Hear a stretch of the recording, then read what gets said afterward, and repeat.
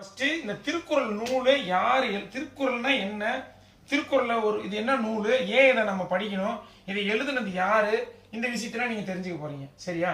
First அதுதான் இல்லையா? அதானே ஃபர்ஸ்ட் நம்ம சொல்றோம்ல. அப்ப தவிர தமிழ் கிடையாது.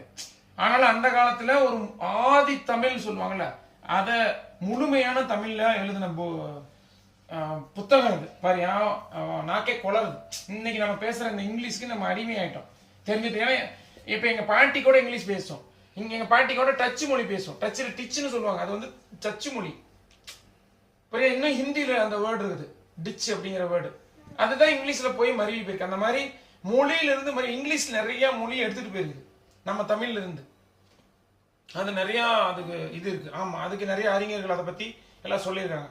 அந்த மாதிரி நம்ம மொழி தமிழ் மொழி இருக்கு இல்லையா, இது வந்து சொல்லுங்க தெல்லங்களா, தமிழ் மொழி வந்து உலகத்திலேயே ஒரு